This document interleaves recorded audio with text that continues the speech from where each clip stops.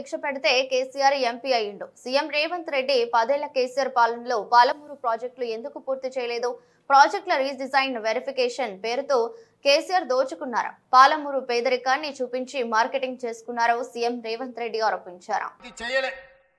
ఈ వేదిక మీద నుంచి నేను అడుగుతున్న మేధావులను, ఈ తెలంగాణ రాష్ట్రంలో ఉన్న చదువుకున్న వాళ్ళను, నీళ్లు నాగరికత తెస్తాయి, నీళ్లు పంటలు తీసుకొస్తాయి, మీ నీళ్లు పసిడి బంగారాన్ని పండిస్తాయి. మరి నీళ్లు నాగరికతను దేవాల్సింది, పసిడి పంటలు పండించాల్సిన ఈ పాలమూరు జిల్లాలో కృష్ణా నది జలాలు 811 టీఎంసీలు దశాబ్దాలుగా పారుతున్నా మాకెందుకు పసిడి పంటలు రాలేదు? మా కష్టాలు ఎందుకు తీరవలేదు? మా కన్నీళ్లు ఎందుకు తూడవలేదని నేను అడుగుతున్నా. ఈ పాలమూరు జిల్లా నాడు ఉమ్మడి రాష్ట్రంలో లేదా? ఈ పాలమూరు జిల్లా ఏర్పడ్డ తెలంగాణ రాష్ట్రంలో లేదా? ఈ పాలమూరు జిల్లా బీఆర్ఎస్ పార్టీకి ఓట్లు వేయలేదా? అంతెందుకు 2009లో నాడు చంద్రశేఖరరావు గారు కరీంనగర్ జిల్లా ప్రజలు తరుముతే భుజాన జోలె వేసుకొని జోలె పట్టుకొని పాలమూరు జిల్లాకు వచ్చి ఈ ప్రాంతంలో ప్రజల్ని అడుక్కుంటే నా పాలమూరు సోదరులు, మా సోదరి మనులు నీకు భిక్ష పెట్టినరు. నీ బొంతలో భిక్ష వేసి పార్లమెంటు సభ్యుని చేసి ఢిల్లీకి పంపిస్తే నువ్వు పార్లమెంటు సభ్యుడిగా పదవిని ఎలగబెట్టినావు. సోనియమ్మ తెలంగాణ రాష్ట్రం ఇస్తే నువ్వు తెచ్చినా అని గొప్పలు చెప్పుకున్నావు. ఆనాడు పాలమూరు జిల్లాను దత్తత తీసుకుంటున్నావు. తెలంగాణ రాష్ట్రం వస్తే పాలమూరు బాగుపడుతుందన్నావు. వలసలు ఆగిపోతాయన్నావు. మా కన్నీళ్లు తూడుస్తా అన్నావు. మా ప్రాజెక్టులు పూర్తి చేస్తా అని మాటిచ్చినావు.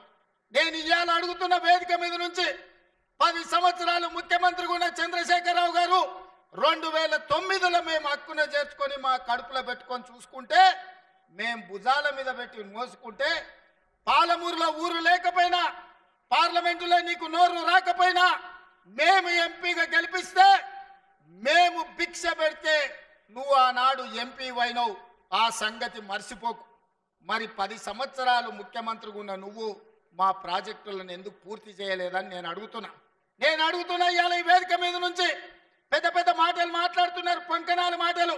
ఇవాళ నేను అడుగుతున్నా చంద్రశేఖరరావు గారిని, 10 సంవత్సరాలు ఈ తెలంగాణ రాష్ట్రానికి 2 సార్లు నువ్వే ముఖ్యమంత్రి కదా, నీదే ప్రభుత్వం కదా, మా జూరాల ప్రాజెక్టు పూర్తి ఎందుకు కాలే?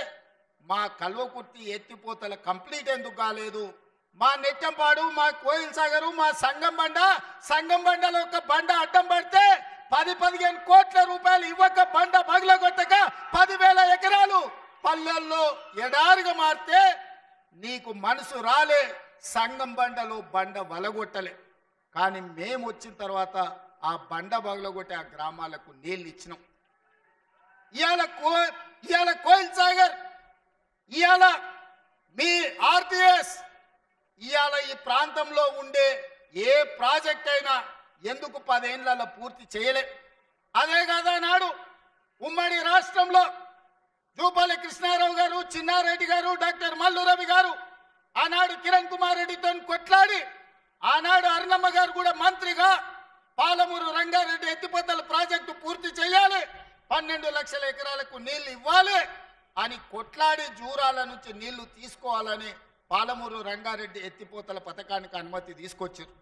16,000 కోట్లతోని ప్రాజెక్టు మంజూరైంది. 35,000 కోట్లు మొత్తం అంచనాలు వేసి టెండర్లు పిలిచిండ్రు.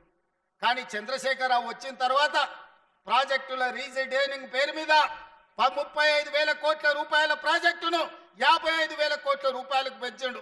టెండర్లు పిలిచిండు, కాంట్రాక్టర్లకు ఇచ్చిండు, కమిషన్లు మెక్కిండు. జూరాల నుంచి నీళ్లు తీసుకోవాల్సిందని శ్రీశైలం బ్యాక్ వాటర్స్ కు పంపించాడు. ఇవాళ శ్రీశైలానికే ఆ ప్రాజెక్టును తరలించడం వల్ల ఈరోజు పాలమూరు ఎడారిగా మారుతుంది.